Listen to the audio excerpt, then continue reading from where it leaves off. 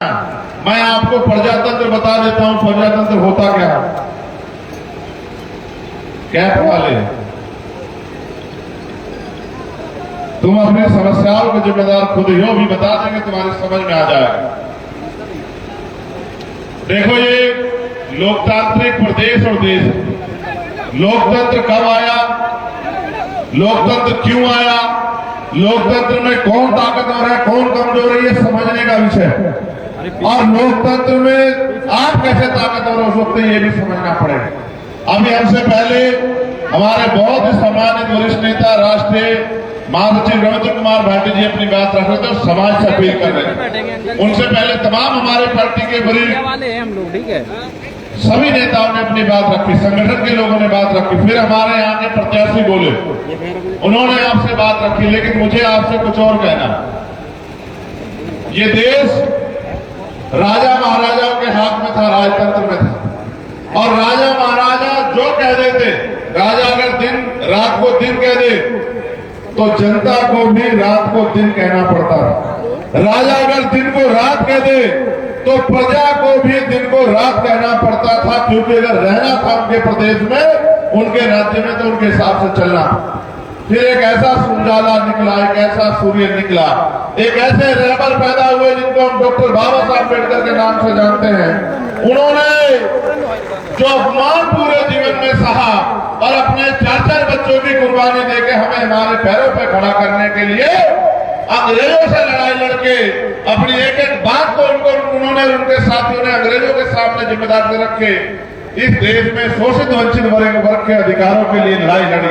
और एक दिन ऐसा समय आया कि देश आजाद हुआ और भारत में लोकतंत्र स्थापित हुआ।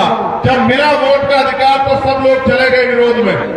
कोई कहता वोट का अधिकार उसको मिले जो जमींदारी करता है, कोई कहता उसको मिले जो व्यापारी है, कोई कहता उसको मिले जो बहुत पढ़ा लिखा है, कोई कहता उसको मिले जो लगान देता है। डॉक्टर बाबा साहब अम्बेडकर ने कहा कि अगर चंद लोग फैसला करेंगे कि उनका नेता कैसा होगा, उनका विधायक कैसा होगा, उनका सांसद कैसा होगा, तो ये लोकतंत्र नहीं होगा। अगर पूरी जनता फैसला करेगी और जनता जिसके पक्ष में ज्यादा होगी, जिसको वोट ज्यादा देगी, वो अगर इस तरह से चुना जाएगा तो फिर माना जाएगा कि भारत में लोकतंत्र। सम्मानित साथियों, ऐसा ही हुआ। आपको जानकारी भी फिर नए नौजवान लोगों को नहीं होगी, इसलिए आपसे कह रहा हूं। पहले वोट देने की उम्र थी 21 साल, फिर इसमें चेंज हुआ और वोट देने की उम्र तय हुई कितनी? 18 साल। पहले 18 साल का व्यक्ति नहीं दे सकता था, फिर ये अधिकार आया, दोबारा से इसमें चेंज हुआ। 18 साल का व्यक्ति बालिग माना जाएगा, वो वोट देके सरकार चुनेगा। आज हमारे बहुत सारे नौजवान हैं जो 18 साल पार करके पहली बार वोट देने जाएंगे। फैसला आपको करना है। देखो, हम राजतंत्र में दूसरे लोगों के डंडे से खाके जाते थे। गांव में बैठा एक जमींदार डंडा उठा देता, हमारे लोग कमजोर किसान पीछे हट जाते। और क्या क्या नहीं सहा आपने। इतिहास का बहाल होगा, तुम्हारे जख्म क्रोध होगा तो यही रो पड़ोगे। मेरी बात को याद रखना। भारत में ऐसी व्यवस्थाएं थी मेरे सूरवीरों, मेरे बहादुर योद्धा, सुनो। देवदासी प्रथा थी कि महिलाओं को दान किया जाता, बच्चियों को, और मंदिरों में, धार्मिक स्थलों में उनका शोषण होता था। आज भी चली आ रही इतिहास गवाह पढ़ना। महिलाओं को तन ढकने का अधिकार नहीं था, विधवा विवाह नहीं होता था, बाल विवाह होता था।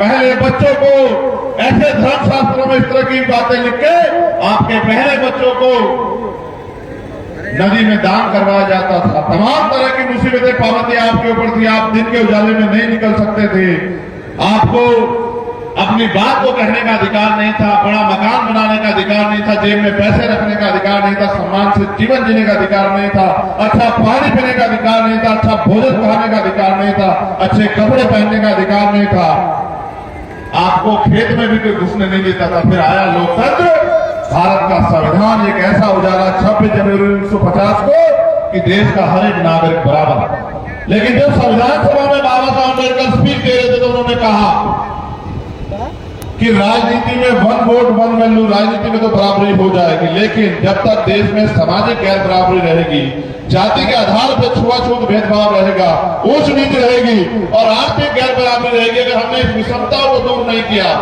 तो अंत संविधान जो है ये लोकतंत्र, राजनीतिक लोकतंत्र, सामाजिक लोकतंत्र नहीं बन पाएगा और एक समय ऐसा आएगा कि हमारे लोकतंत्र पे खतरा मंडरा जाएगा। अब गौर करो कैसे आया खतरा। जब बाबा साहब अम्बेडकर लड़ के वोट का अधिकार दिला रहा था तो दुश्मन क्या कर रहा था सोचो। जब ये दामोदर यादव आगे बढ़ने का प्रयास कर रहा है, इनके विरोधी क्या कर रहे होंगे सोचो। इनके विरोधी ने क्या किया, इनके खुद की जाति का एक प्रत्याशी एक पार्टी से उसको पैसा दिला के टिकट दिलवा दिया कि आजा लड़, हरा दे दामोदर को किसी तरह से। ये षड्यंत्र है। मैं इसलिए कह रहा हूं गौर करो कि जब बाबा साहब आपको वोट के लिए लड़ रहे थे, आपको वोट का अधिकार मिले तो दुश्मन भी प्रयास कर रहा था। दुश्मन ने कहा कि इनके पास वोट है और हमारे पास नोट है, इनकी जरूरत पैसा है, इनको घर चलाना है, इनको रोटी, इनको मकान बनाना है, इनको बच्चों की शादी करनी है, पढ़ाई लिखाई करनी है, करवानी है, इनको इलाज करवाना है, तो इनकी वोट को हम लोग नोट से खरीद लेंगे। और